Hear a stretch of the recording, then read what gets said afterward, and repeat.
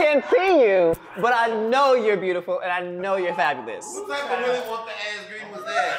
Bitch, I'm trying to greet the people, all right? I mean, I'm trying to greet the people. Camera with us in a minute, so I have. Greet the people like you will go to ticket.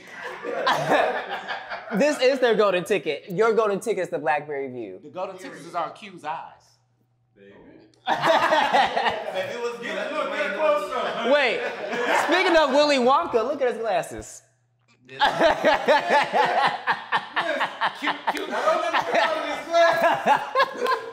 they said you was the chocolate factory, baby. Oh! Do you paint, Q? Do you paint? My body. Your nickname is.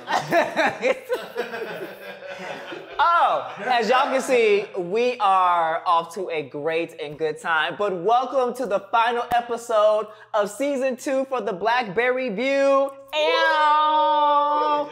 2 seasons y'all been with us, and we are so happy that you've stayed with us on this journey. As you know, it is Pride Month. Period. And so, huh? Who? I ain't with that gay shit. Yeah, who is gay? Because I'm not gay. Oh. I'm Oh. a homosexual. I'm here. A homosexual. Oh. A homosexual. Homosexual. Okay. Okay. Well. Be who you are for your pride. I got you some balloons, some gay balloons, good because you gay. Oh, all right. Well, as you can see, we have a gay guest. And so we're gonna have our guest introduce himself really quickly, and then we're gonna move right along. Hey, you guys. I am Chef LaRon, owner of Food with Love Catering. Yeah, pretty much. That's it. I'm from Florida. You already know. Florida. All right. And for those who are interested, for an extra fee of $69.99, he will cook for you in just an apron. Okay. Oh, I do. We do want to see. We do want to see. Let us not get charges for sexual harassment. Harold, what is happening with the juice, honey? What's going on in the world? Child, I got some really sad daily squeeze, man. Oh, it's the Daily Squeeze. I thought it was What's the Juice. Y'all, I always get these names wrong of our segments. Because he stays sipping on that juice, okay? Auntie needs her juice. But what's the sad news here? So, recently, the Supreme Court Justice has overturned Roe v. Wade, which is a landmark decision that basically gave women the liberty to have an abortion or not. It was a constitutional right. And so, because it's overturned, now you have multiple states getting ready to enact anti-abortion laws and start to really do so in a very dangerous manner that's going to honestly end up preventing safe access and utilization of those medical services, and is of course going to disproportionately impact Black and brown folk. But if that's not enough to really piss you off, because that has been 50 years worth of a constitutional right that they have just overturned. What's worse is that the I'm trying to choose my words here. Don't choose your words. The coon Fuck ass. of all coons, Fuck ass. Clarence Thomas. Then I had so many other words instead of his name. Clarence Thomas went further to then say, as one of the Supreme Court justices, that since we've now overturned Roe v. Wade, we need to now take a look at overturning other landmark decision cases. And here's why this impacts us, y'all. Other cases he's talked about overturning are the following. He looked at overturning Griswold's, Connecticut, in which the Supreme Court said married couples have the right to obtain contraceptives. So it's contraceptives access and utilization. Lawrence v. Texas, which established the right to engage in private sexual acts. And Obergenfeld, I'm saying that probably wrong, versus Hodges, which gave us the right to same-sex marriages. And so, with that being said, he's basically is gunning for gay rights and contraception rights. And that's going to impact us really bad. And so this sets precedence, right? Because people often think that once the Supreme Court decides something, it's locked in stone.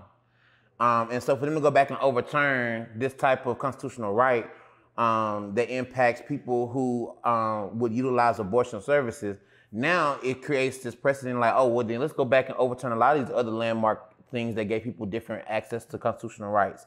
And so for you all, what are your thoughts on this? Because, you know, it seems like us as Black queer men and our queer community in general as a whole is next up on the chopping block. Oh, yeah, we can be next in line. Yeah.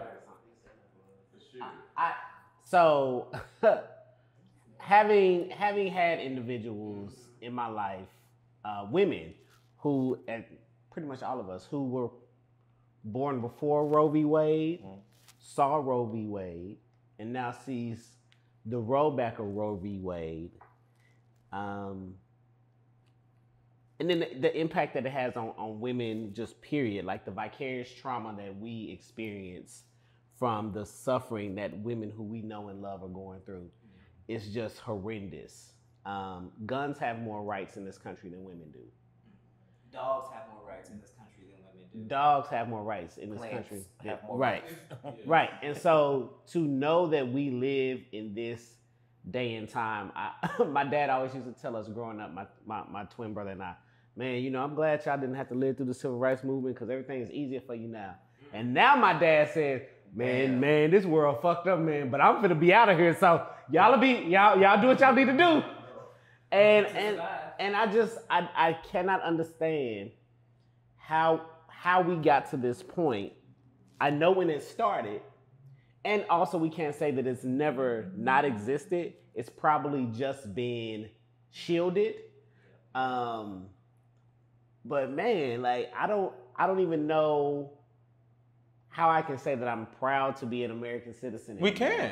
I honestly can. I'm like, how have we found ourselves in this place? And just when you think that we've made like some kind of progression, and then now we're taking like 10 steps back, and it just doesn't make sense to me. And like I said off camera, what we were talking about earlier, it's like for the life of me, I just can't understand how you government, how you have like such a say on what we can do with our own bodies. I just don't get that.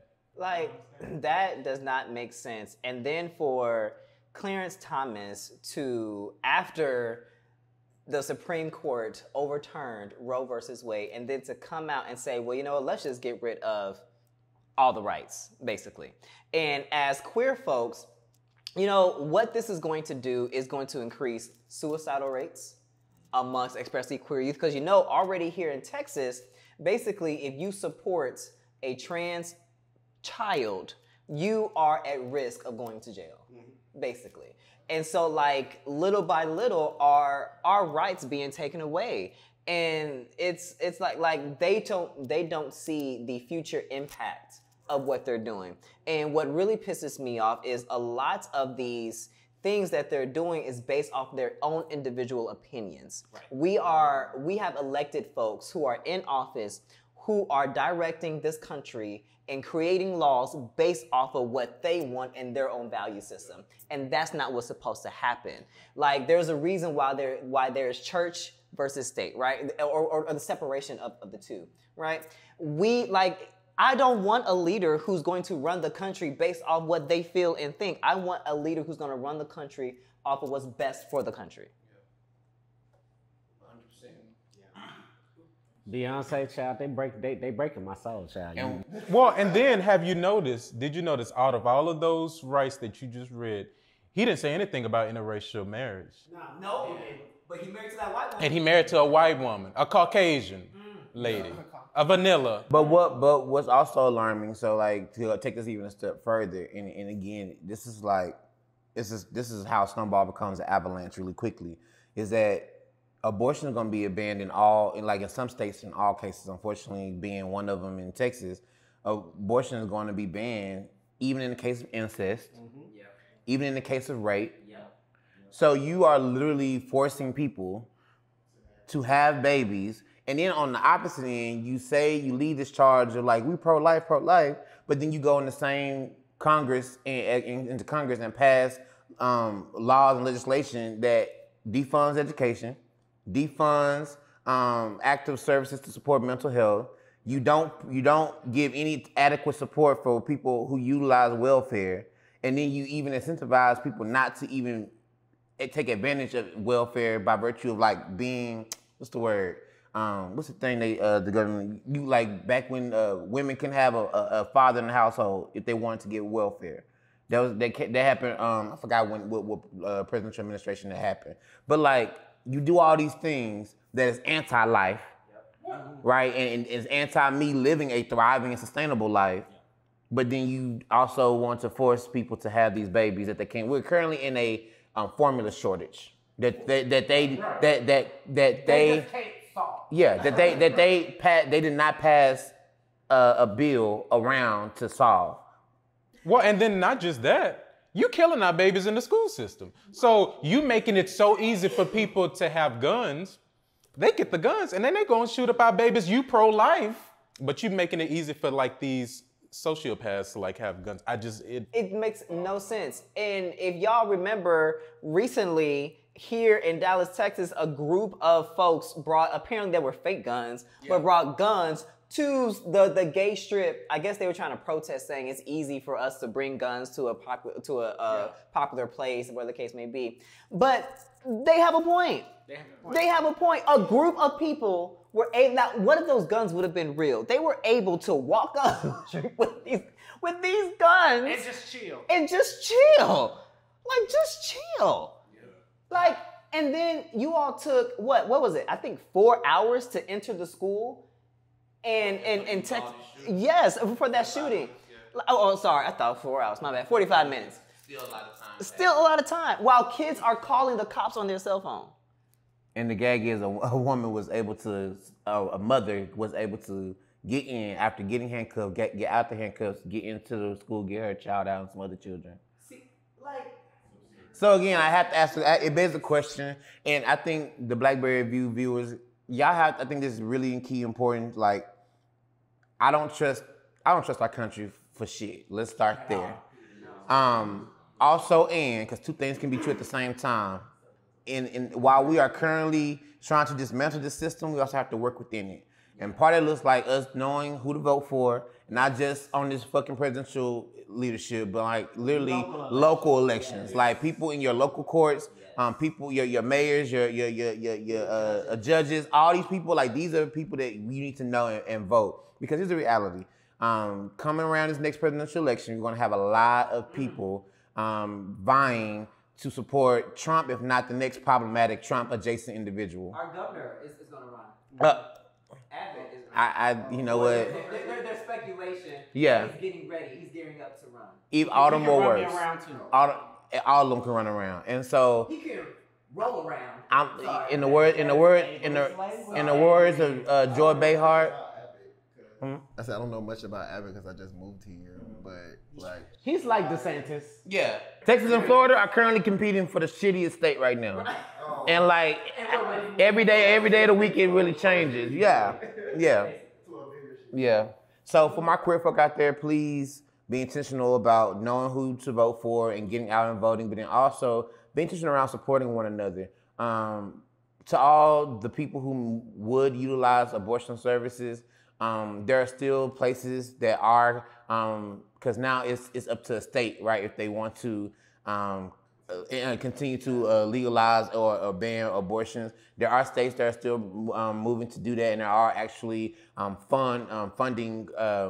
Not funding groups, but yeah, basically funds that people are donating to help people to cover costs to go and get an abortion in the places where it is legal and safe to do so. So please. California being one, of course, California gonna come out on top, baby, every time. I think Rhode Island too. Yes, Rhode Island, and a number of businesses, organizations, corporations, they are funding their employees to be able to travel to get abortions. Right. So before Roe versus Wade, like there were so many women I read of that, they were giving themselves abortions, home abortion and killing themselves because of, And that's the gag, right? People have been saying you haven't outlawed abortion, you just outlawed safe abortions. So now people are going to be reverting back to those unhealthy and risky measures to abort babies because now if it's illegal in their states, what other way would they have to do it?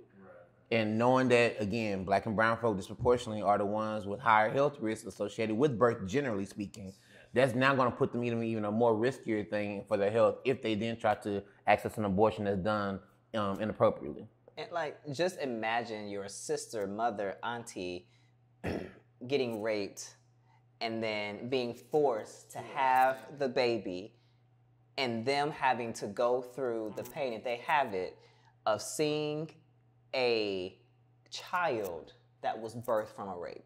That's crazy. A constant reminder. A constant reminder of that. That is what this is what this is doing. That really just gave me chills And even then, if they carried the baby to term, had the baby, childbirth is still major surgery. Yes. And then even if the woman put the child up for adoption, there's the emotional scars and the psychological scars that still, and the physical scars of her having to endure that labor, and then probably the community guilt that will come because folks are like, a baby is a blessing and you shouldn't have gave that baby up for adoption. And so there's multiple layers here that people are not thinking about. And it cascades into so many other emotional and psychological problems. Well, and then not just that, there's an added cost, if you want to go financial with it. There's another added cost of another whole human being. Give it to us, account executive. that you have to account for, and we're already in a deficit. We're already into a recession. Yeah. So if you want to think. Girls charging $500 for yeah. Yes. So you would think that this government is all about, they're all about money and trying to conserve money or whatever. Well, we have a whole nother human being that's $500 million plus just to live this life. But that's the thing. But this thing, our country. That's the thing. Scam likely. Our country is everything about it is a scam from top to bottom. Everything that we try to hold dear and true to our hearts is not ours. It's something that we stole, that we gentrified, took from somebody else. And so as a result of that, when you try to sit there and colonize damn near everything, you try to gatekeep everything, even shit that's not yours, you have these inconsistencies in the ways in which you support the quote unquote people that you want to have this American dream, whatever the fuck that means. But again, this is gonna always fall back where if you are well off and have the money, this don't mean shit to you. Because what happened is, if Becky gets pregnant, let me give you a real ass scenario, because let's get to the root of this shit. If Becky gets pregnant by a black guy at her high school, the parents find out, the parents are both doctors, lawyers, or wealthy, well-off individuals. They don't want their child to have a baby by a black man, let alone a baby in general. They're going to do what needs to be done to either go across out of the country lines to go and get an abortion done. Oh, they're gonna make it happen. Or they're gonna be able to pay under the table to another primary physician that's a family friend, somebody in their immediate network, to do it under the table without there being a record and without it being seen as something illegal. So again, that's it. So when you boil it down to it, it really is a matter of haves and have-nots. And I'm also saying, to take the point and say this, middle class and lower class white women, don't take your ass in their motherfucking boots and vote Republican. I'm just gonna give it to you as straight as I know how.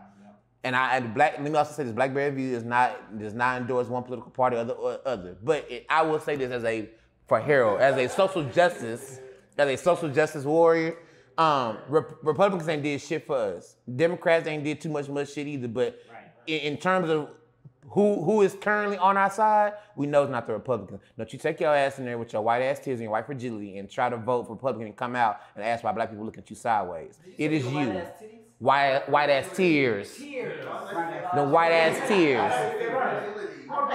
White fragility, white tears, and white titties, because they both hang low. And bitch, I don't give a fuck if they wobble to the floor, okay? And also understand, middle and lower class white women, they're coming for you too. Right. They got your. It's really not white against brown. It's more about rich against poor. It's about white man against everybody else. White rich man against everybody else. That's what it's about. But closing that, I want to leave you all with some words from the amazing Michelle Obama when she talked about this topic. So, On Michelle Obama's internet. correct. Because she owns On her internet. her internet. She said, she calls others to channel your frustration and anger into action by getting involved. Our hearts may be broken today, but tomorrow we've got to get up and find the courage to keep working towards creating the more just America we all deserve. We have so much left to push for, to rally for, to speak for, and I know we can do this together. So on that note, as Harold said, please get educated about what is happening in your community, understand who is running for office, understand their political ground, understand what they are saying, what they are doing, and really please, please, please, please be knowledgeable about their platforms and go out and vote, go out and march, go out and make a difference, run for office, do something in your community because as you can see, we're going to shit. And with that being said, we're gonna go to commercial break. We'll see you right back. Mwah.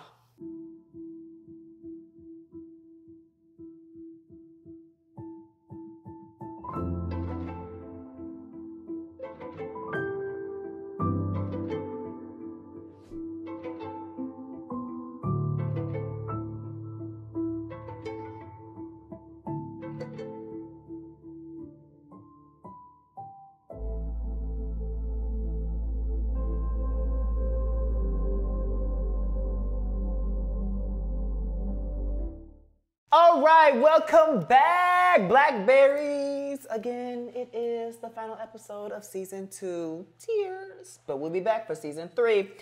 But while we're here, as you can see, we have some really good things in front of us. Yeah. So I'm gonna have our chef over here first talk to us about what's in front of us and then talk to us a little bit about himself. So what have you prepared for us today, Chef Laron? All right, so today we have the fried plantains, the tostones with the chicken curry salad, and then we have the Parmesan meatballs. We also got some blackened catfish, but Doc can't have it, so. Yeah, as Blackberries, as you know, I'm definitely allergic to seafood. But I'm sure it's gonna be delicious later on. And we'll make a video. They'll make a video. And I like the videos. But everything here is still, chef kiss. Well, I'm gonna say let's taste it and let the viewers know our real-time opinion. So, Chef, I hope it's good because we are shady. You don't have to hope. Oh! I must say I love balls and I love these balls. I love the fact that these balls have a cream sauce. Meatballs. I know these meatballs, they have a little cream on them too. Well, you like that cream, Q. Oh, these are really good. This is it. Oh my God. Shit. LaRon, this is good. So, Laron, you have been a chef since 2016, right? What made you want to start your business?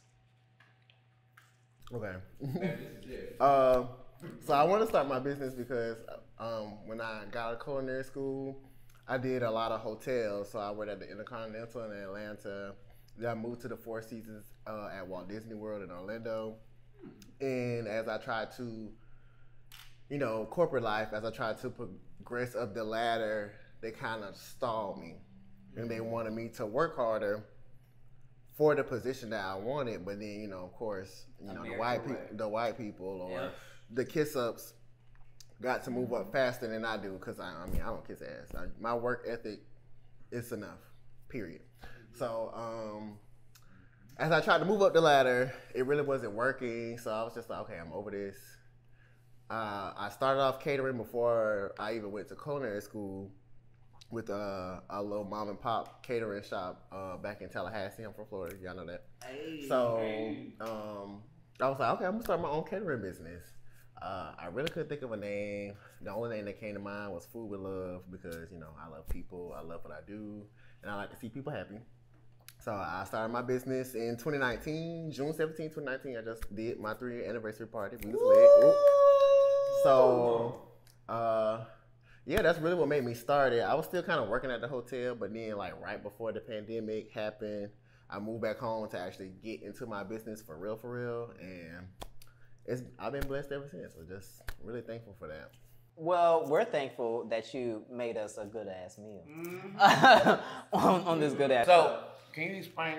Okay, because this is good. I'm sorry. Can you explain this again? It's tostones. Yeah, so you got the fried plantains. You like crush them. I crush these into like you fry them first, and then you crush them flat. But I did put them in like a lemon squeezer so it can look like a bowl. And then I did the chicken curry salad. You know how to make chicken salad, and I put a little curry sauce in there. I like to think I'm from the Caribbean. And a little pico de gallo and stuff like that. So yeah, and then the Parmesan meatballs are pretty simple. What's your favorite dish to make? So I have a lot of background in Italian food. The restaurant that I worked at in Four Seasons was an Italian restaurant. So I would have to say chicken Parmesan. I would say it's my favorite, but like if somebody wants something quick, let's eat real quick. Okay, chicken Parmesan. Well, Parmesan encrusted chicken, because when you say chicken Parmesan, people think like the one with the red sauce, the cheese. No, we're not thinking that. I like real crusted Parmesan chicken, real nice, real tender, real juicy. Oh, well, we like it juicy. Just like my pussy, juicy.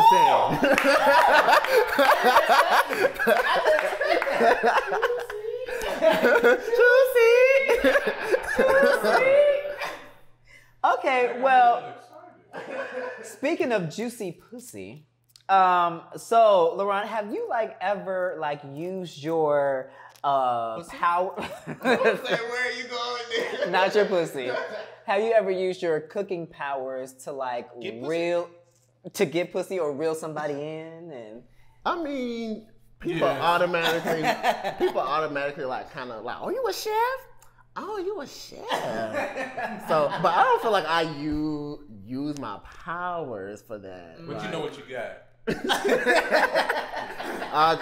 We'll leave it there. You know, and then people like chocolate men. You know, and I'm a chocolate chef. I do love chocolate man. I love me a chocolate man, baby.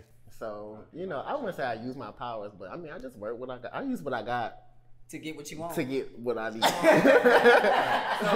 does your significant other have to know how to cook? I do not have a significant other at the moment. I just got a really bad relationship last year. Oh, I'm sorry. It's okay. Come here. Hold on, wait. Zoom in on this specimen right quick. Listen, he is readily available. And you see how readily available. And he is I'm sexy. not a prostitute. He is sexy too. Take a look, huh? But so do you require your significant other to be able to cook? Yeah. I do not. I would like it, if you want to help me. If you want to help me out in the kitchen, that would be very helpful. It's like a sous chef. Yeah. You ain't gotta be the best cook in the world, but you do have to like to eat. Because if you too picky, we can't. Well, and then it would. Well, I think it's sexy. But do you think it's sexy that you cook together, like you and your significant other, y'all in the kitchen? Like some chefs don't like that because they're like, "Bitch, get out my way." But I'm like, "No, what you want to learn?" I'm by Laurent. He's a salt. Harold, be careful. Jason just gave you a look. Watch yourself. So you're from Florida, Tallahassee, started in 2016. Had an amazing journey with becoming a chef. Where do you see yourself going with your business in the future? Oh, that's a good question. So as far as that's kind of hard because I would like to maybe be on a cooking show. I think like Hell's Kitchen or because I feel like everybody be like, oh, Hell's Kitchen is so bad. I'm like, I literally went through worse. So I don't feel like my first chef. He got a block. For real, my first chef, she was black. She was a black dyke. I was a black woman who was a lesbian. Sorry, and She was real hard on me, but she was also for FAMU, so she like always caused an uproar. So I don't really feel like Hell's Kitchen would be that bad for me, like them yelling like, "Girl, bye, the food coming out, it's coming." But as far as like my next couple of plans, I know I want my own event space. Stay tuned for that. I want my own event space. That way I can also be the chef of that event space. And then I also would like to have like a team of chefs, just in case I got a catering somewhere else. Or maybe I'm cooking for Chloe or something. Or Nikki. Baby, you better think big. So that's like my next step. I would like to own a couple event spaces so I can rather host parties when I'm ready, or people can book it so they can host parties, and that would be like my next step. And then chef wise, I just want to grow my repertoire. Like I just learned how to bake really good, so this is the cake I made. It's nice. Yeah, so it's a really nice cake. Just getting more into building my repertoire. Oh, you don't want to see that? That's real chocolate, man. You ain't ready for that. It's real chocolate. Real chocolate. I actually do want. Well, and then you have your other like chef partner that you partner up with. Oh yes. My chef twin, Chef Jesse. He's been my mentor since I've been here. I've learned a lot from him. That's how I've learned how to get more into baking and just grow my skill set in general, because you don't want a one-trick pony. Like, I want to cook soul food. Like, I want to be a chef that I can go to him for anything. So. Right. And the food is really good, y'all. Like everything that we've had from them is awesome. It's really good. The only reason I ain't ate everything because I'm saving room for this cake. Oh, I ate everything. Oh, I thought he was gonna say because I'm bottom it later. Oh. Is there such thing as bottom-friendly food? It is. Sushi. Sushi. I knew sushi was. Anything that you can easily digest, right? Mm-hmm. Anything can easily. Sushi, fruit, nuts, berries. Bottoms get the foods that he suggested. Tops get the foods that he suggested for your bottom. Nothing fried. No beans. No tacos. No Chipotle. No cheese. No Chipotle. No cheese. Definitely no dairy. Yes. Yeah. No dairy. I mean, you know the girl. Like he speak from experience. I mean, the girls say they know their body, so. Now you get a surprise. Now the Supreme Court about to know your body, baby. All right, back to Adrian. Minimum. So, before we head to our next commercial, LaRon, if you can tell the folks what is a quick and easy meal, because all of us are busy, right? We all have tons of things happening and going on. What is a quick and easy meal that people can prepare after a long day at work? Okay. I'm gonna think about this for a second. Yeah, why? This one's on the spot. Okay. I'm gonna say, of course, pasta, because all you gotta do is boil the noodles, make the sauce, boom, pasta. But if you're not really into pasta like that, I will also say like a quick chicken dish that I do is like stuffed chicken. And you don't really have to stuff it. You could just put like the stuffing on top and then bake it, boop. Put it in the oven, get you some rice, some broccoli, if you like mushrooms, spinach. Mix that all together and put it together, and that'd be great. What kind of stuffing? I usually stuff. What kind of stuffing? I usually stuff things. You could rather do it with like a quick spinach dip stuffing. That's like quick, simple, boom. Or I do like a cornbread sausage stuffing. Ooh, cornbread sausage. That's kind of how I make my dressing. Like I do cornbread sausage. Actually, I use Ritz crackers. Oh, wait a minute. Since you're a chef, tell the folk, our non-seasoned folk, you know who I'm talking about. The difference between stuffing and dressing. Okay, for me, stuffing is gonna be. I mean, dressing is stuffing, but I would say dressing turns into stuffing when you actually stuff it. Like when you put it in something, like now it's stuffing. Oh, Dress it in a pan, that's dressing. Like I'm not gonna call that stuffing. Like that's not in anything, it's dressing. If you put it in a turkey, then I'm like, okay, that's stuffing. Oh, I didn't. I'm still gonna call it dressing, but you know. From the south, it's dressing. Up north, it's Because stuff. we black. So, Laron, where can our viewers find you, and where can they request your services? Where are you on the social medias? You can find me on Instagram at the Chef Laron V. In my link, in my bio, there's a link that goes to an inquiry form about how to inquire about me. There's also my website, foodwithlove.com, Pull it up. ll.c. That's new. I just happened that, so don't. But it's in the bio, so look at it. And just from there, I'll call you. I'll get more information from you, and then you can I have menus that you can choose from, or we can create a menu. I prefer to create a menu with whoever calls me because, you know, it's more personal. But I do have like a set list of menu items that, you know, people rage for. The meatballs, for one, the chicken tostones, and what would be another one? If you want like a cold dish, I make a really good shrimp cocktail. And not like, oh, I bought the shrimp already cooked. No, I poach the shrimp myself, and it's yes, all that. Well, contact Chef Laron if you want a good meal or if you want to be poached. And we are gonna eat some of this good food, and we'll be right back. And remember, food without love don't hit. Oh, period.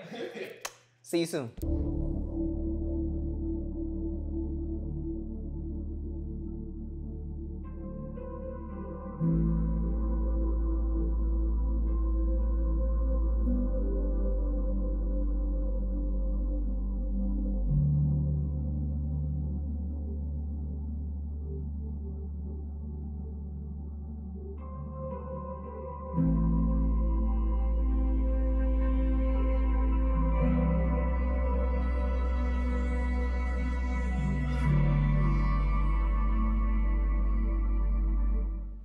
How did y'all enjoy Chef Laron's balls? Magnifique. Or magnifique. The balls were creamy. Well, I particularly like the cream. De la creme. De la creme on the balls. They say that about me for real. But You little whore. nobody in Texas knows. You gotta go to Florida. Now, LaRon, don't be playing now. Baby, I be spread out on this doggone table. Oh my God. All right, y'all. Well, don't forget, please go like and follow Chef Laron. He stated where you can find him. It will also be in the description of this episode. But please make sure, because we love to support Black businesses, especially Black queer businesses. So please, please, please support. And speaking of being queer, because all y'all some flaming homosexuals, I don't know what you're talking about. I'm smoldering. it is Pride Month, Pride Month, Pride Month, Pride. Oh, that's what it is? I thought it was Black Music History Month. Much like last year, we want to have a conversation, or actually we did do this last year. Maybe we did. I don't know. Hell, I'm drinking too much. We want to have a conversation around what does it mean to be prideful, being Black, queer, with pride. What does that mean to you all? And how do you exude that in your daily life? Being Black, gay, and prideful to me means the ability to walk courageously every day. Like, I read somewhere that they indicated that pride is not us flaunting our sexuality in front of people or us being debaucherous. It is the fact that we had the fortitude to survive the bullying, the disownment, the prejudice, the bias, the stereotypes that people instilled upon us. And so for me, at 41 years old, to be Black, gay, and prideful is to be able to say, I endured all of that shit. And you motherfuckers who went to high school with me, who made fun of me, look like you're 60. Because you're miserable.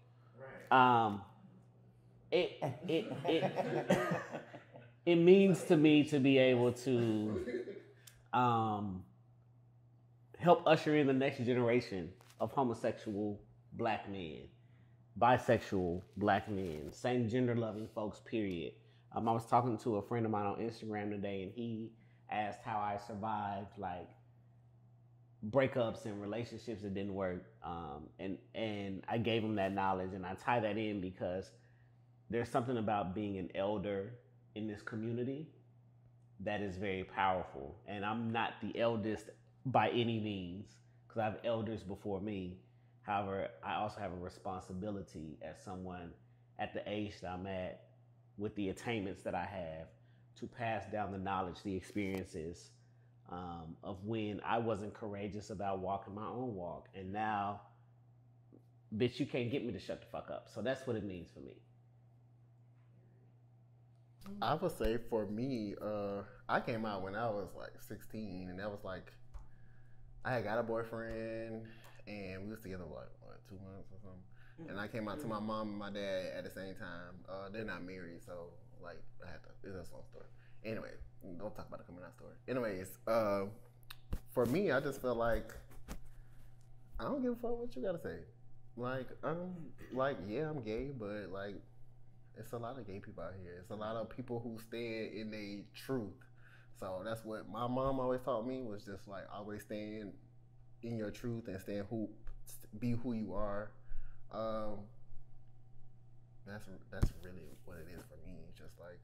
Just be comfortable with you, because if you're not comfortable with yourself, then how you gonna love somebody else, or how you gonna just move like how you want to move, because you always second guessing yourself, or you always like, oh, is this right? Should I move like this? Should I act like this because this group of people around? So like, that's what I would say. I would say for me, it's just being your authentic self. I always preach about just be your authentic self. Whatever that is for you. I'm multifaceted. I'm quirky. I say all kind of like outlandish things and do a lot of outlandish things with my mouth. But I think there's something to be said though about we live in a country, in a world where, some of that, sometimes things that, kind of like what we were talking about, that stifles our progression as a person. And I think that it's so invigorating to just live your authentic self. And it took me a while to learn that. Probably the last 5 or 6 years. Whereas before I was like in this bubble, and I felt constricted, and I felt like, I was always thinking about what other people would say about like how I would act, or things that I would say. But now I'm like, listen, be who you are and live your truth. And it feels so good, because it's like another whole weight has been lifted off of your shoulders. And I think that's what pride for me now. Like, I can stand up strong and tall in front of people and not give one fuck about like what they have to say about me, or like who I sleep with, or who dick I suck, or who fucking me, or whatever the case may be. Whatever the case may be. Whatever. I mean, it could mean many things, It could mean all of them at the same time. all of the above, and it happens. Intersecting identities, y'all. Let's lean into that. Multiple or many of you at this table have talked about, being able to live in that truth. How hard was it to get to that point, to be able to live unapologetically as you are now? I would say it was hard in the fact that, like, ironically enough, it really, in my experience, in my network of folk, it really wasn't the people around me that gave me the pressure and the negative feedback about me being queer. It was myself. It was all internal. And so the hard part was me recognizing that I need to tell myself, you have permission to just be your authentic self. Shut up. So that was really important to me. That was also the hardest part. And I'm still working through that. I'm nowhere near where I was 10 years ago. Nowhere near. But of course, I have to always work to figure out, again, give myself permission to do stuff, be myself in ways that I'm used to, in ways I never even thought about. And I will say this because for the pride answer, my pride is unique. Like, I believe that all of our pride and who we are is different.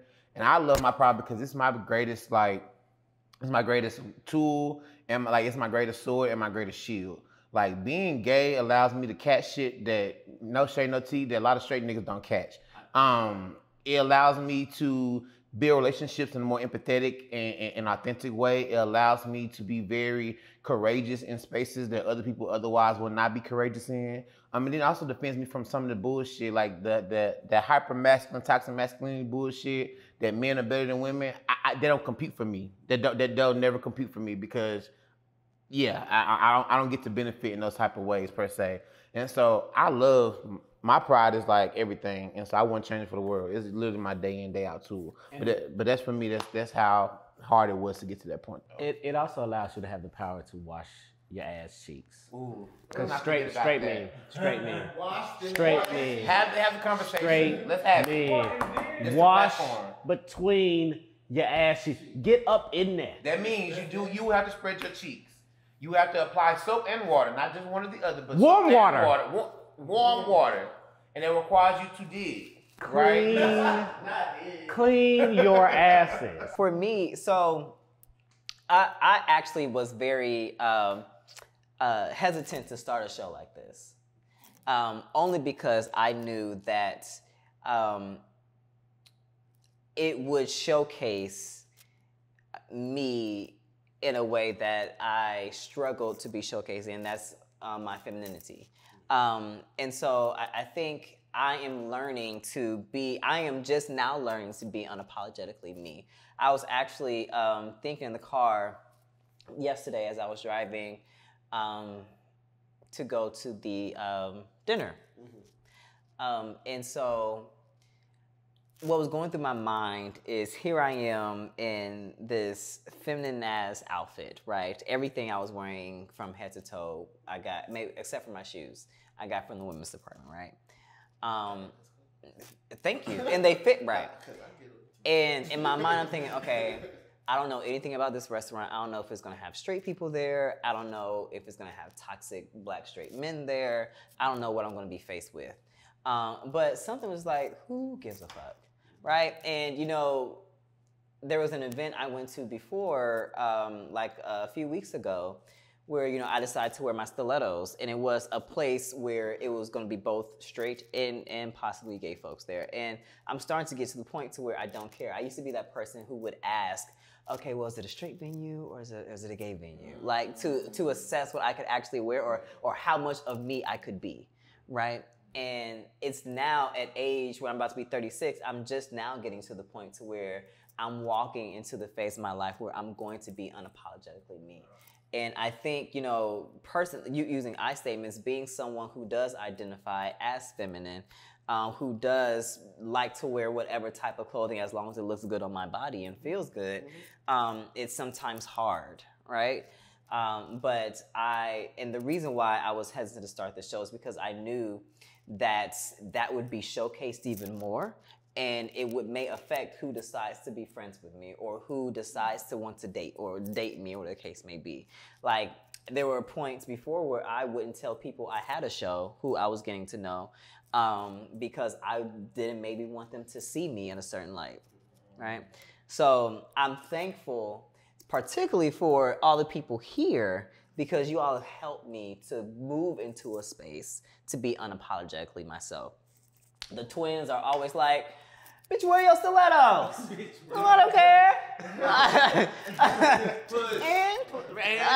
And if somebody care, bitch, we gonna tap. Exactly. Baby. And I think it's important to have those persons in your life that tell you those things, because that it gives you that encouragement and gives you that boldness to stand and walk in rooms where, to your point, where you at one point was like, oh, I don't know if, how it would be received.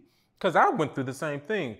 My best friend, Trey, wears stilettos all the time. And for me, it was, at that time, I was just like, I don't, like, how can you do that? Because it's like, you're not concerned like what other people think or whatever. And he's like, I mean, I think he came out the womb not caring like what people thought about him. Like he just did what he, and so seeing that all the time and constantly, it's like, you know, that gave me that boldness to just be like, fuck it, I'm gonna do the same thing. And like, I live my truth, and it's the best thing. Now, Q, I ain't never seen you in no motherfucking stilettos.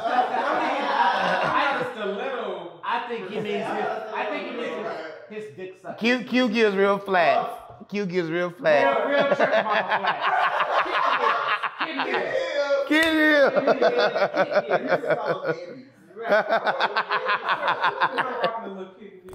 We know. I want to see you in the I really don't care. I can really see Q in a good wedge. I can see him pumping through in a good wedge. And a nasty long dress set. Now I gotta have my slip. Yeah, right, just slips. With your prayer cloth. Just when we try to pull you to 22, you go back to 1922. Listen. My slip. And he got his sweet gum in his purse. Oh, Come on with the candy. Well, with that, Dr. Shirley, yes. do you mind giving us a tip so we can dip and cut this cake or dip into this cake? Dip into this cake. So, y'all know for the most part, I love quotes. Quotes are easy to live by. Zora Neale Hurston once said, Come on, Zora Neale. Finer. Finer womanhood. Zora Neale Hurston talked about discrimination, and she has this quote that I'm going to paraphrase. Sometimes I feel discriminated against, but it does not anger me. It merely astonishes me. How any can deny themselves the pleasure of my company is beyond me. And so as we talk about Pride Month and being boldly you, and being boldly in your journey, there will be people that discriminate against us. There have been people that have discriminated against us. But guess what, baby? It's your loss. Yeah. Because if you discriminated against us, baby, we the shit. Yeah. And it doesn't, I've had those moments where it used to bother me, and now it doesn't, because I'm just astonished by it. Like, you're still mad?